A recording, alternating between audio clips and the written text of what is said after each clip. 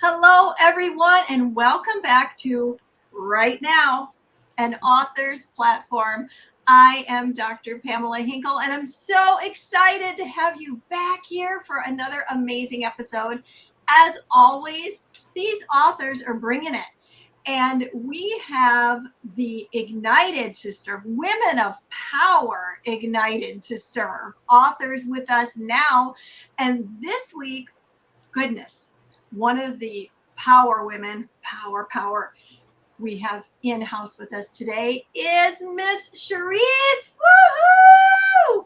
Welcome. So glad you're here. Thank you. I'm so excited. I'm super excited to be here. Oh, I'm so excited to hear your story and learn some more about you.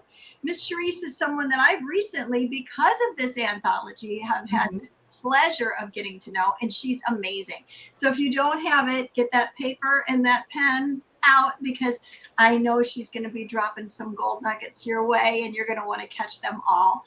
So with no further ado, Charisse, tell everybody, who are you? Well, so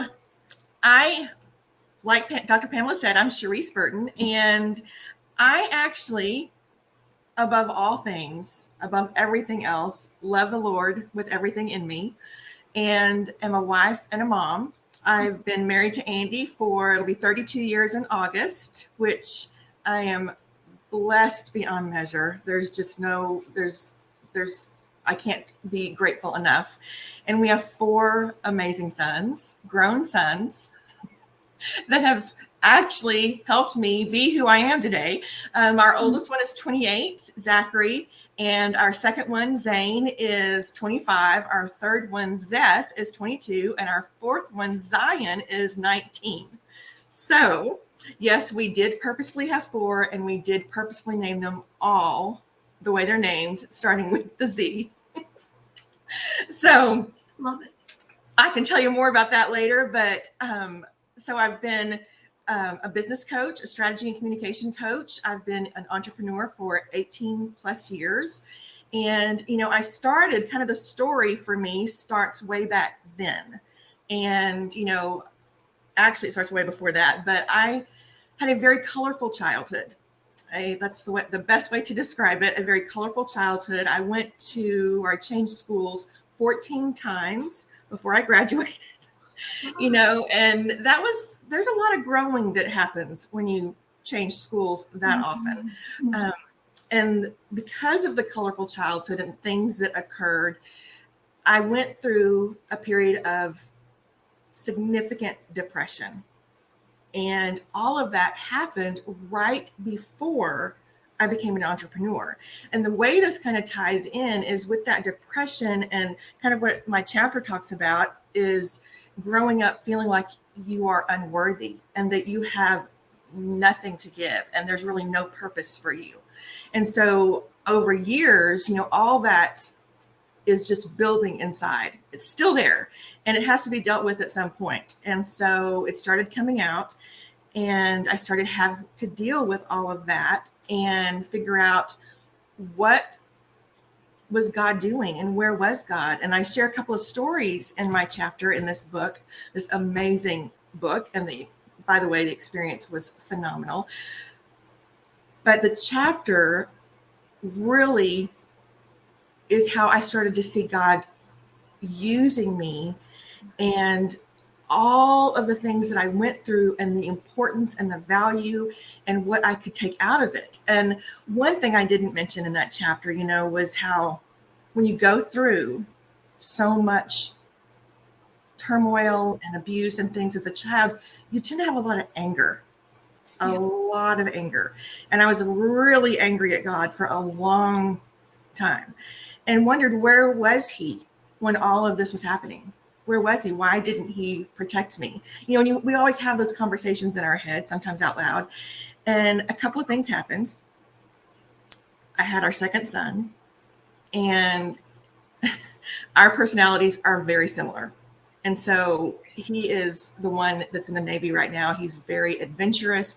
He's very outgoing. He's very charismatic. And he's always been that way, even as a child. And as a child, for me, I could not be that way. I needed, for safety reasons, to hide.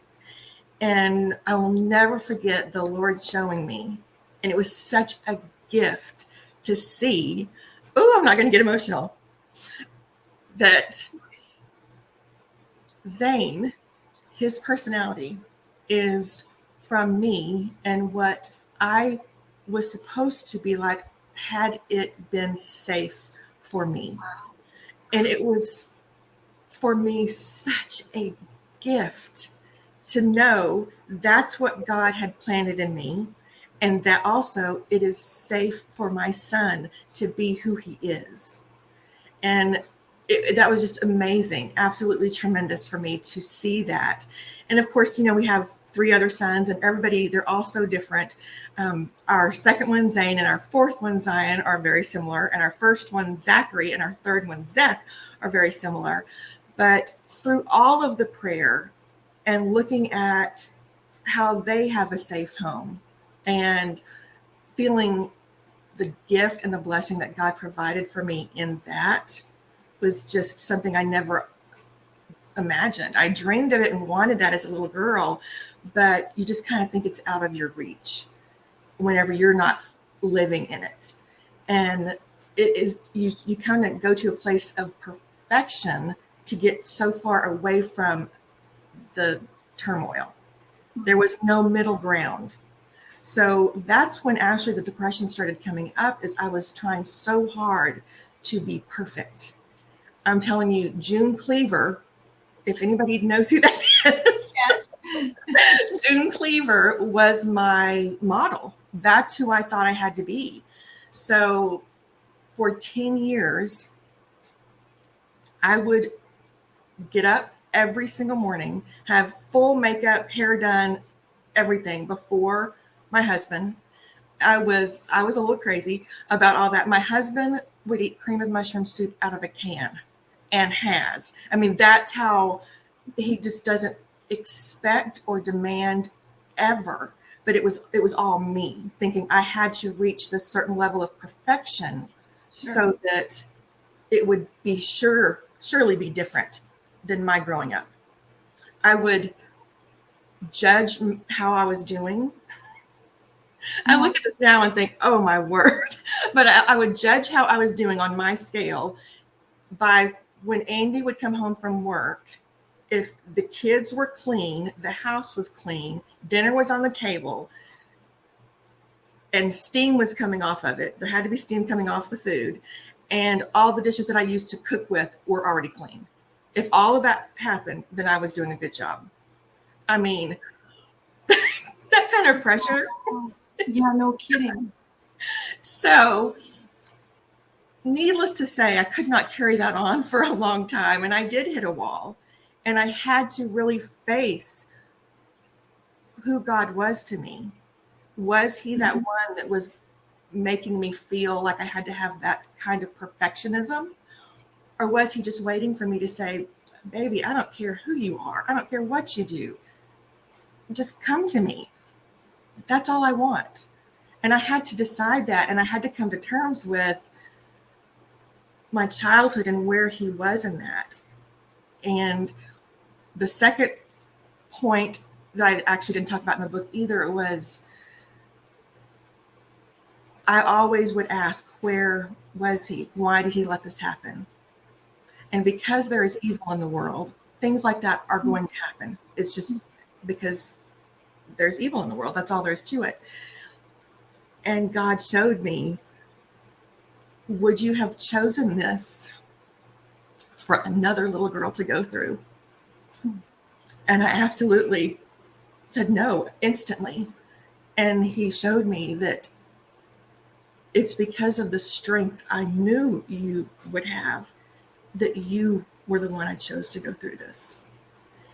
And to me, again, that was a huge blessing, a huge gift that he showed me that it was going to happen because there's evil in the world. But I knew who you are. I knew who you would become. And he wasn't throwing me to the wolves. He was protecting other people because he knew I would be strong enough to walk through it. Wow. So that's where I came to figuring out I do have something. I do have something to offer, and showing women that God created them perfectly and beautifully and with strength, right the way they are, without having to become something, without having to change who they are, without having to be perfect. We're loved no matter what, regardless. And having that message was so important for me. So I started a business 18 years ago, or 18 plus years ago. And that was the foundation of that. It was actually in a direct sales business, but that was the foundation for it so that I could reach other women. And I ended up kind of transitioning into the business coaching that I'm doing now, but it's all stems from the gifts that God has given us. Everybody's got those gifts. Everybody has their own set of gifts. And so many times when we're trying to be perfect, we're overlooking those gifts. And when we are not acknowledging who we are in Christ, we are overlooking those gifts. And it's like those are the two extremes. Mm-hmm. But when we walk with him and allow him to work through us, it's like I was talking to a friend of mine, Jody Solberg, who is actually, she is the one who introduced me to you and Apostle Deborah.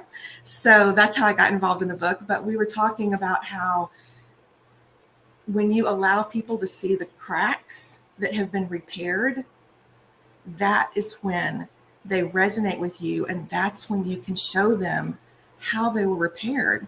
That's when you can show them Jesus. That is so powerful. You know, the cracks don't make us imperfect. Exactly. They show the story, right? They absolutely do. They show the story, and they show the strength that God uses to build us back together and build us even stronger. The cracks are what makes us beautiful. Yes. Make us unique. Mm-hmm. Absolutely. And so often we look at those cracks and look at them and think they're failures, or we look at them as faults, or we think we can't allow anyone to see those. And that was something that I really struggled with and I still have to be honest, I struggle with that from time to time, is letting people in to see those. Sure. Because, we don't want to be judged, right. But those cracks are just, they are the one, that's what makes us unique. That's what makes us the individual creation God created us to be. And it shows his hand and his mercy and his power, mm-hmm. his redemption, that he doesn't leave us a mess. Absolutely. Right? That is so powerful. Charisse, you said overlooking your gifts, and you talked about two extremes. That was really powerful. Could you just maybe, pull the veil back, unpack that a little bit more for us? I feel like there's people there that need to hear this because they may be overlooking their gifts and not even realize it. Absolutely. I think so many people will overlook their gifts when they don't acknowledge or see any strength in themselves. And so we fall into that category, or that it's really a trap of, I don't have anything to offer. And I've been there. I don't have anything to offer. I'm not good enough. What I do is not worthy of serving anyone else. And I think we fall into that place when we are absolutely not, almost refusing to see what God has placed in us. That's one extreme, I think. The other extreme, and I've been in both places, I like to do it all. I'm an overachiever too. With the perfectionism, going to that extreme, you are trying to do everything in your own power, and you're not allowing the gifts God put in you to be used because you're doing everything, you're trying to do everything only in you. And again, I believe you're not seeing God and what he's trying to use you for. Yes. So it really can be in both places when you are really in a down place and you're absolutely refusing that God has put anything in you, or when you are trying to do everything in your own power, you're still refusing to see that God put anything in you because you're not working in his power or letting him do anything. That is so deep and yet so simple, isn't it? You had mentioned that, where was it? Okay, talking more about what you just said about that perfection, that when you were trying to be perfect, that came out of all the turmoil. Mm-hmm. Put all this responsibility on yourself that you were going to be perfect. You weren't. Was that a protective mechanism, do you think? Like, this is not going to happen to me ever again. I'm not going to be out of control. This is not going to be passed forward in my family. Nobody's ever going to realize like the pain behind the makeup. You know what I mean? Like all of those things. Yes. Okay. It really was. It absolutely was. And I remember saying to myself, whenever Andy and I got married, I am never going to do certain things because I saw that in my life. I'm never going to be in my pajamas for 3 days in a row. I'm never going to not clean the house. I'm never going to do those things. So instead of just riding with the flow, I went to the opposite extreme because I was never going to fall back to that place again. I was never going to allow my kids to be even remotely close to what I had growing up. I was going to be absolutely 100% opposite. And that meant everything in my life would be perfect. Right. So it was really interesting because that perfectionism, pushing so hard to be perfect. And again, my husband, he's put up with so much. He never was that person. He said, have you done my laundry? He's never been that way. Right. He's the one who does laundry and makes the beds. And it's never been about him expecting anything from me. It was all me. And choosing to go that far and to perfectionism, it was a mask for all of those reasons. It was a mask so that nobody could see that we maybe weren't perfect. Yeah. Because to me, if we weren't perfect, then we were like my family. There was no in between. There was no gray area. It was, you were either perfect and living a June Cleaver life, or you're in an abusive situation and being put in a children's home. There was no middle ground. Wow. And so it was trying, to say the least. It was the word. I think of the word or the phrase, a pressure cooker. Yes, like that's exactly what a pressure cooker. And do you think that there was fear in there? Were you so afraid it was going to repeat that you were in this pressure cooker? Oh, absolutely. That was such a massive fear that it almost kept my husband and I from getting married, because I was so afraid of perpetuating the problem, or perpetuating the cycle rather. And I was so afraid of being like my mom. She was the one that had the problems. She was the one that was really, I think, had a lot of mental issues that were undiagnosed and therefore not helped. And so I was terrified of being like my mom. And that fear caused me really to push more towards the perfectionism. Then when we started having kids, I would just pray, please don't let me have a girl. Please don't let me have a girl. Because then I was afraid that cycle would continue. Wow. And I didn't. I had 4 boys. I was going to say, and you did. You got 4 boys. Yeah. It's funny though. After the second one, I was like, I think I could handle a girl. I was like, nope, You already prayed it. It's already too late. Wow. Wow. So at what point did and did you have an aha moment, an epiphany moment? It was like, I'm not living this way anymore, or did everything just start to unravel for you? And what happened? Because obviously the June Cleaver type of imagery that you were trying to produce, but also feeling on the inside, I can imagine. I am nowhere near June Cleaver, but I'm going to pretend that I am. That must have been just like a constant thing nagging in the back of your head and your heart. So when did it finally erupt and you knew things had to change? Let's see.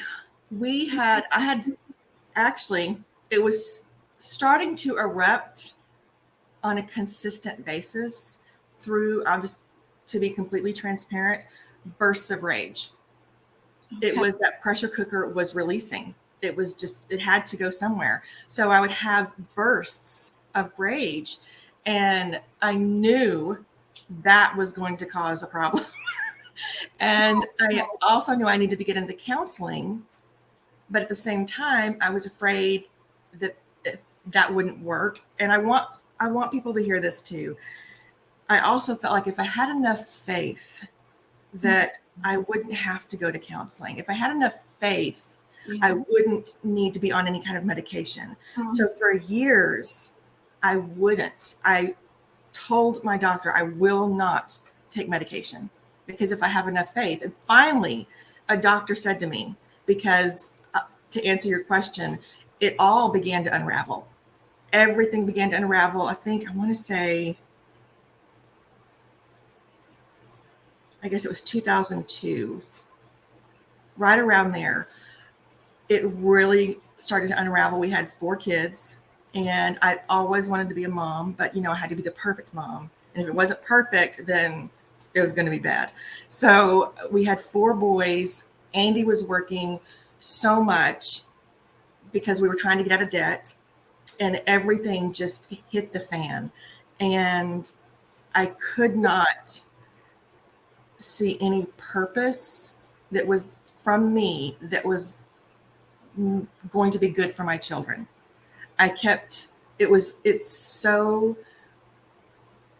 The enemy is so brilliantly destructive that I was convinced that everything I could possibly do would harm my kids.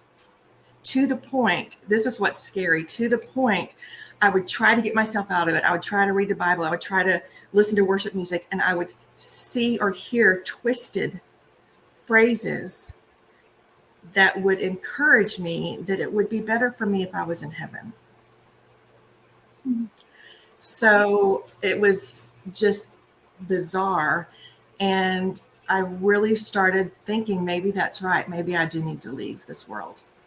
And I could not figure out how to make that happen without my kids seeing me because I was a stay-at-home mom. Sure. And that's when Andy said, that's it. We're going to someone.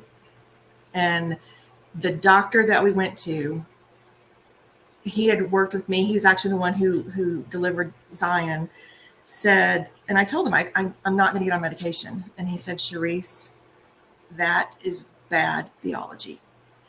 It's bad theology. It doesn't matter how much faith you have. Medication is medication. And you need medication. And he also explained to me a little bit more about serotonin levels and how those were used up when I was a child, and all that made more sense to me. Sure. So I got on medication. And the first 6 weeks, it was horrible. It was hard. It made me feel worse. But he said that was to be expected. And we continued, and probably about 2 months later, 3 months later, we saw him at church. And to give you any kind of idea of the difference, the doctor was walking out of church, and my husband, we were still during the service, and my husband jumped up and ran and hugged him. Oh my gosh. So I knew that was a gift, and we were blessed, and medication is a good thing. It was a good thing. Sister, preach it. Oh my gosh. You know what? God created everything on the earth to make medicine, right? Absolutely. Oh, that is so true. So many people can get stuck on that and think that they don't have enough faith, whereas they could put their faith in the medicine. Exactly. It's the same. I mean, we've heard this before, but it is the same thing with, if you're diabetic, take your insulin. I mean, it's the same scenario. And so I just want, if anybody hears that, it is bad theology. Have faith in the medicine. God is providing that as the tool. That's the oar for the boat to get you down the river. That's good. It's the oar for the boat. I'm writing that down. That's so good. Well, and in our house, Charisse, we always say, thank you, God, for working through, above, and beyond the medicine, the medication. Yes. Through, above, and beyond it. No matter what it is that we're taking, God can work through it, above it, and beyond it, right? So yes, that is so powerful. Now, you had said that the kind of where everything started collapsing was bursts of anger. And at the very beginning, you said when you go through trauma, anger is that, that side dish that comes with it. There's a lot of unresolved anger. When things were blowing up and you were contemplating whether or not you should even be here, all these bursts of anger, which are probably making you feel guilty and probably making you feel like, oh my gosh, I'm going on the same path. I'm out of control. I'm not good enough. I'm not. June Cleaver isn't angry. June Cleaver doesn't need medication, right? Exactly. All these things that you're probably, beating yourself up about. I always say the enemy beats you up with the same carrot he leads you with. So he leads you with that, and then beats you up, and it's like, here, you take it. Now you beat yourself up, and when you're done, hand it back to me, and I'll keep hitting you. Such a good picture. It's so true. It's a tag team, isn't it? And we're beating ourselves up, and he's beating us up. And then your husband steps in. Thank God for him. And he is really seeing the side of you that God sees. He sees beyond all of this pomp and circumstance that you're trying to put out there. And he sees you. He sees the God in you and who you're created to be. When you said that he ran over to hug that doctor, the first thought was you were freed from that anger. You were freed from it. Did you feel that as you were on it, accepting that you weren't, blowing off God, you weren't disappointing him by taking it, you weren't repeating anything, you were helping yourself, you were helping your family, as you became regulated to this new life, the life you were intended to live, right? Did you find that the anger started going away? Did it start to fade away for you? It started to diminish. I don't want anybody to feel like, I started taking medication and then, 2 months later I was healed, because that's not my story. I think other people may have had things like that, but my story is not that. I did feel so much more joy. Sure. And I remember saying the words, is this what everybody else feels like all the time? Because it was like I didn't have the weight on me. That's what the biggest difference. I didn't have that pressure all the time. And I asked Andy and another friend, I was like, is this what y'all feel like all the time? And they said, this is the joy. This is God's joy that he is able to put in you. And so the anger, I think the seeds are still there until they're dealt with. That's good. And so I don't want anybody to feel like they just disappear, which would be awesome. And I'm not saying God can't heal that. I absolutely believe he can. But there's sometimes it just takes, everybody says peeling the onion. I got to tell you, I hate that phrase.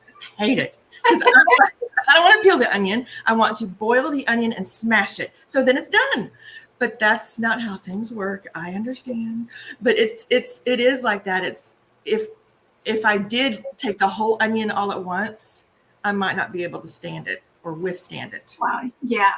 That's so true. Yeah. So that's why I think it's the anger. I still have little anger in there, it's nothing like it was years ago. But it's so funny. I'm a grown woman, and I still think, I sure wished I had had a mom and dad. And so every now and then you still think that, but I always go back to, I would never wish that on another little girl, ever.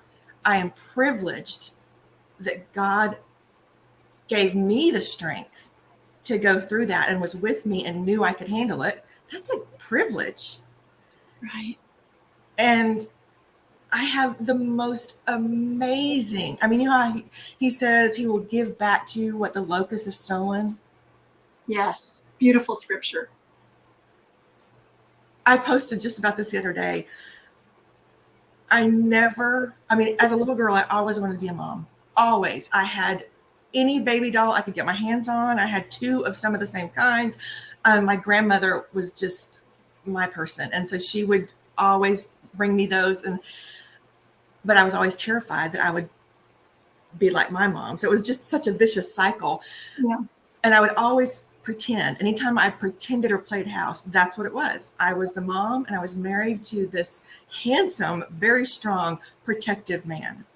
And the real thing is just, it makes my dream almost comical compared to what I have in real life and the way God has restored, all of that. My husband is the most godly man I've ever met. Before we got married, we went through this whole thing that I didn't think I was worthy of him, because I literally thought he might be the second coming. Because I wasn't used to that type of behavior from a man. He was so godly and respectful. And I just thought, okay, something is wrong with you, or you're Jesus. It was just something I really had to work through. And of course, they fall off the pedestal, and we get, we're all back in the real world, but he still is the most amazing godly man I've ever met. And having 4 healthy young men that all have relationships with God, just, I'm almost speechless. Yes. At what I have been blessed with. So there are those little, seeds of anger, I think sometimes are still there, or the enemy pokes more than anything, just pokes at them. And I just think, it sure would have been nice for my kids to have grandparents, or I wish I'd had a dad, or, whatever. But I have to just be, oh my goodness, what I have is just, again, the greatest gift. I talked to one of the first counselors I ever went to, told me that when they heard my full story, that she said, Charisse, with your story, statistically, one of 3 things will happen. You're either a sex worker, you're strung out on drugs, or a sex worker as well as strung out on drugs, or you're usually dead by now. That's what she told me statistically. And God said, I have something better for you. That's not going to happen. Right. It's not going to be easy. We're going to work through it together. But I feel like my life now is a miracle compared to what it, quote unquote, should have been statistically. Right. Well, and you can see the hand of God painting through your life, You can see that. I can see that just from what you're saying, that no, he's not sitting up there saying, okay, well, I plan all this destruction and Charisse Right. But his hand was there upon you, directing you, protecting you, knowing that he had equipped you to press through, and not just press through to be able to cope, but to press through to be able to have victory. That which had been passed down, so to say, to you, you would not pay that forward to the next generation, but you would take a turn on that. He could see all that, knew all that. That's amazing. That's our God that lives outside of time, looking into time, Yes. and then correlating and magically moving throughout time to make good out of all things for those that Absolutely. love him, And so hearing your story about how God navigated you through the yuck, through the bad, bringing you into, even though you were trying to be June Cleaver, that's a miracle in and of itself, isn't it? Because that's like the exact opposite of what you said the statistics said about a person going through what you went through, right? I think that's the stubbornness. I always say that's one of my greatest strengths is I am so stubborn. And I really do think it's, I mean, my husband and my kids may not agree, but I think it is my greatest strength because, you know, when somebody says this is what it's going to be, and I don't want it to be, then it is not going to be. And, you know, I ran away from home when I was 17, and getting to the point where I even met Andy, to me, is miraculous. I mean, what teenage runaway meets a godly man who puts the Lord first from the time he's 7. And at that time, he worked 2 jobs, was going to school full time, and had a 4.0, and he was also a bodybuilder. That did not go against him at all. That was a good thing. That helped, right? That helped. But just having God put him in my life, was a miracle, because that's not what happens with teenage runaways. No, but teenage runaways who are under the hand of the master, you know, I often said that, you know, over myself, that God kept his hand as I was running, you know, like we do with like little children, you keep your hand on them. And then when I finally surrendered, he said, finally, can I have a cup of coffee? You know, like, you know, so I can see how you were being, that stubbornness is a gift that has been, when it's channeled in the right direction, it's there you go. Right? It's leadership when it's channeled in the right way. But it had you in survivor mode, surviving. I gotta survive, which is a good thing. And then God just set everything up like dominoes for you. And so here you are today. No, not living maybe as June Cleaver, but I'm telling you, the happiness that they tried to portray in that little show, you're living it. You're living it. And it's not something that you're faking until you make it. It's really your reality of that joy, that beautiful marriage, your children, your family. How incredible is that? I mean, that's beautiful. Talk about lemons being made into lemonade. I mean, it doesn't get much better. That's one thing I have a really hard time with words to describe it, because I can't. I don't have the capacity to understand the blessings that have come through my husband and our 4 sons. Yeah. But it also makes me wonder, what is God doing that he's going to do through our 4 sons? Right. That's cool to me, because my husband has his own story that, I mean, he wasn't even supposed to be here. And he's an only child, and he wasn't even supposed to be born. And so I'm just like, God, I cannot wait to see what's happening, because you've got some stuff in store. And, you know, being able to use his power to break that cycle. And I want people to know too, it's not just a chosen few. It is all of us. He loves all of us.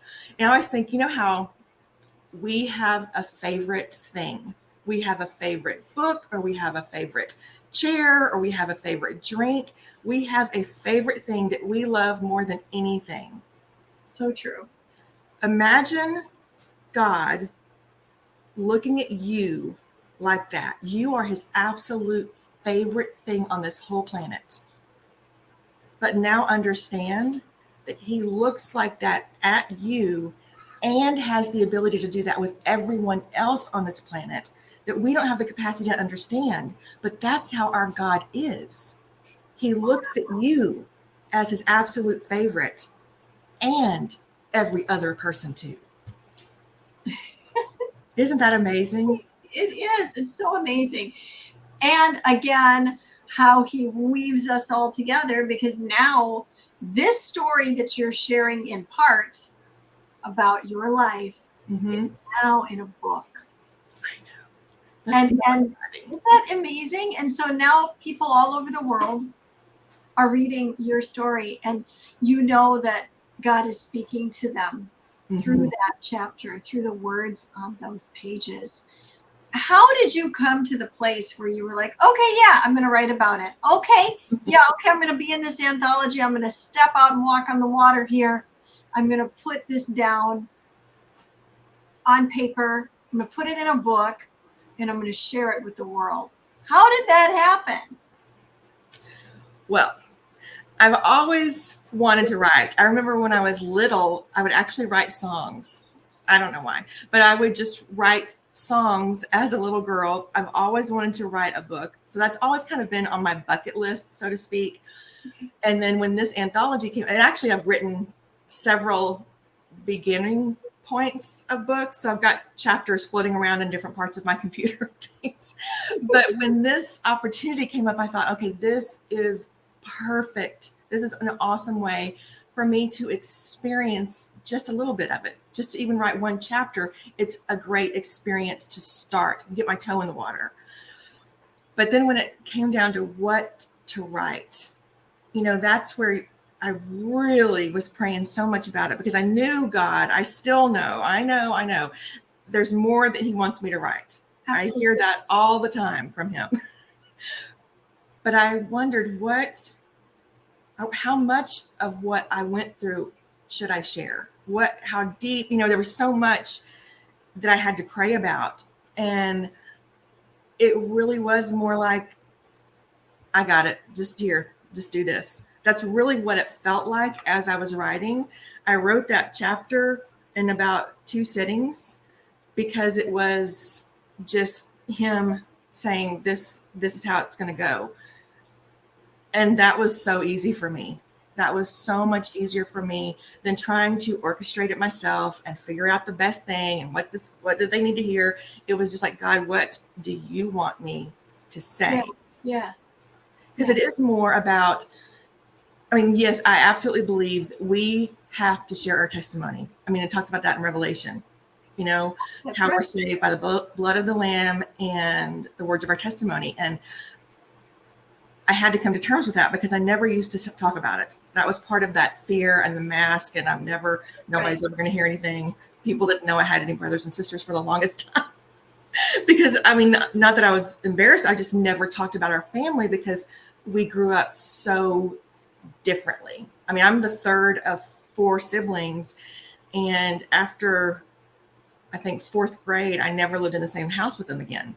So it was just all different. Yeah. So I just never talked about it. But God told me at one point, it's not your story you're not sharing. It's mine. And that's when I was like, oh, okay, I'm so sorry. That was huge. Wow. Huge for me. And so that's why it's become so much easier for me to be more open about it, because he's right. It's not any of this that I did in my own power. And it's not any of this that I did because I was more special than someone else. It is what God is doing through me, that on occasion I have let my stubbornness down a little bit so that he can get through. But it is all about his story. Yes. That's what it boils down to. Oh, that is so amazing. I love that. It's about his story, not my own story. And that puts it into perspective right there. It's not about me. Right. It's about what he has done through us, isn't it?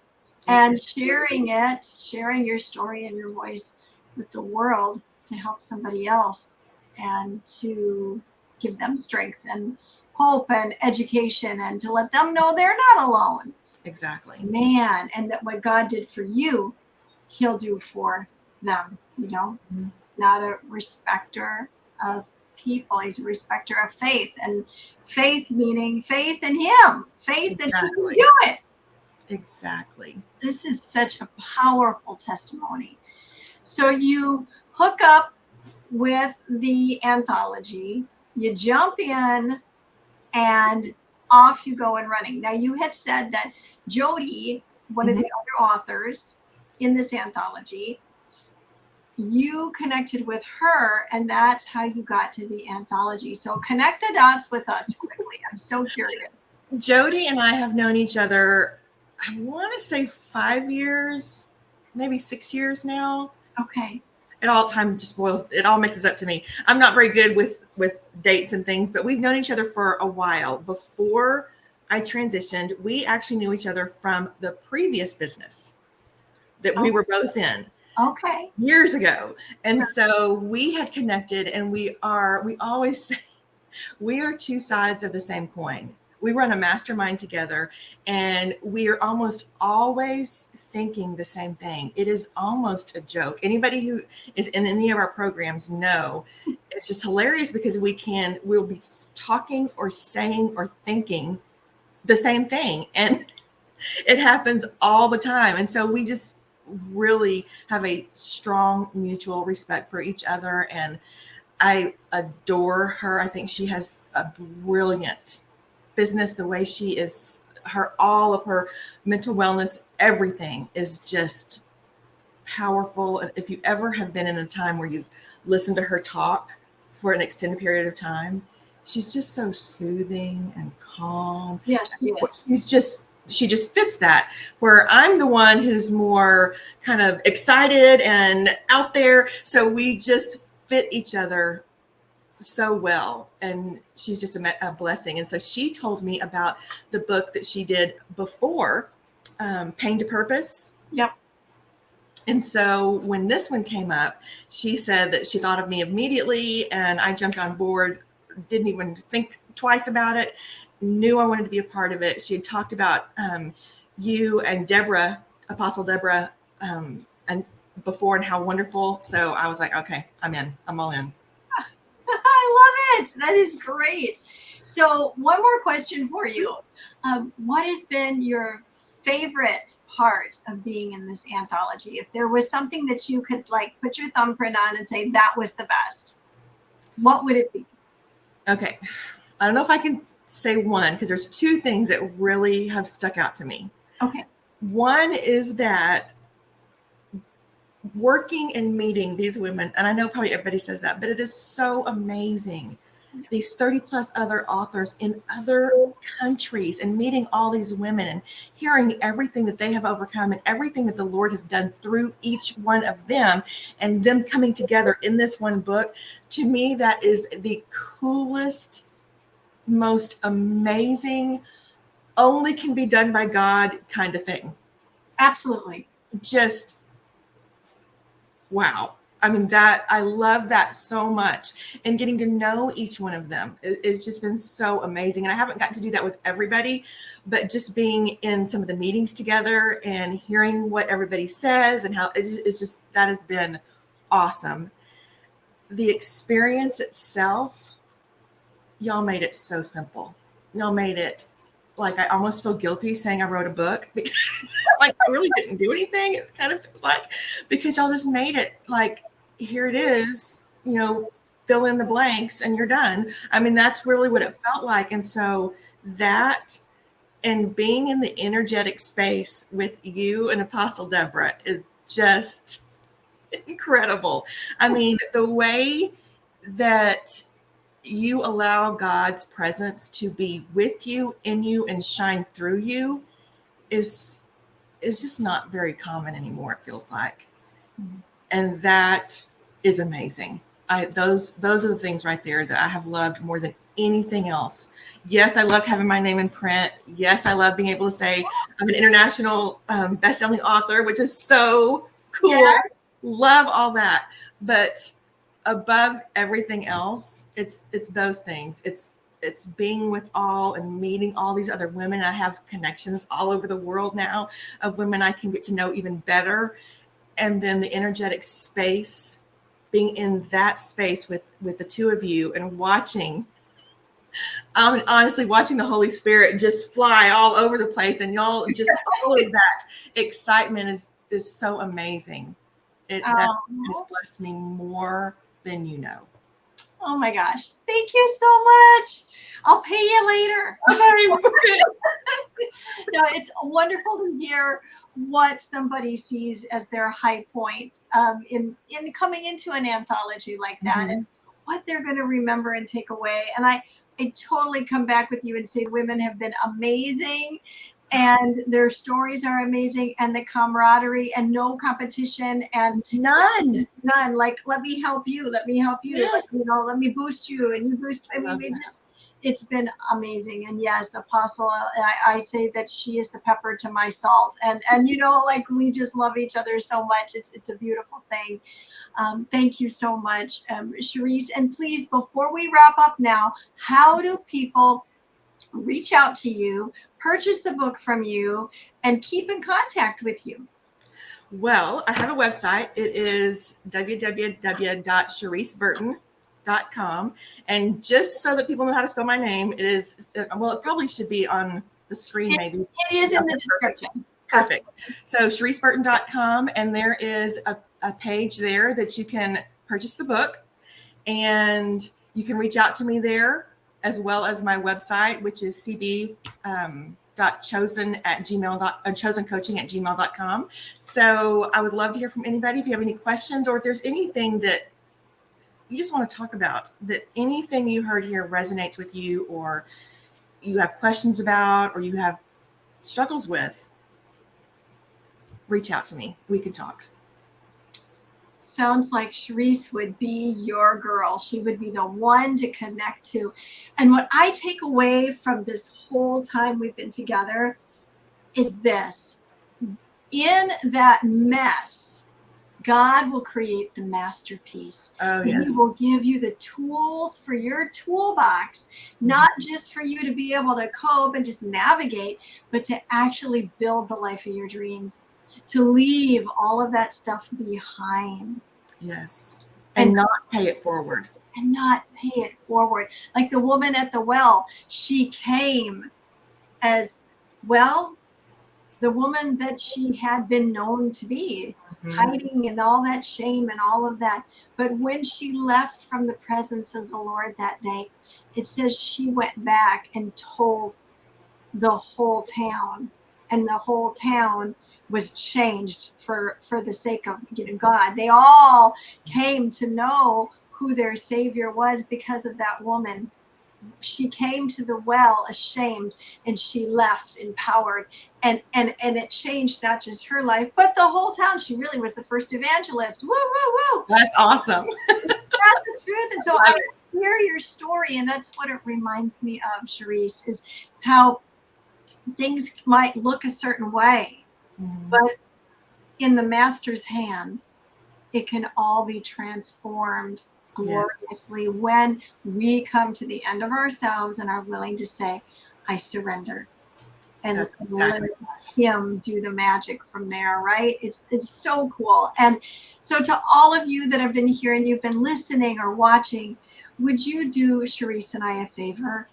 I believe that this story should be viral. I believe it should go all over the world, because there's people that need to hear it. Yes. And you can help us do that. Charisse and I can't do that on our own, but if we all reach one, if we all like it and share it, as Les Brown, my mentor, says to do, like it and share it. If you'll do that, just send it to somebody in an email or anything.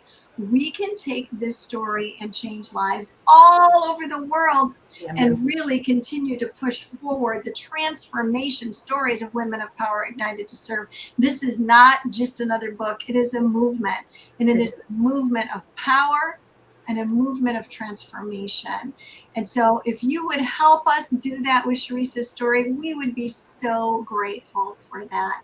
So I want to thank you to everybody that's been tuning in, and thank you so much, Charisse. It has been a privilege and a joy. I feel so empowered just being in your presence. Well, thank you so much for having me. I have had a blast.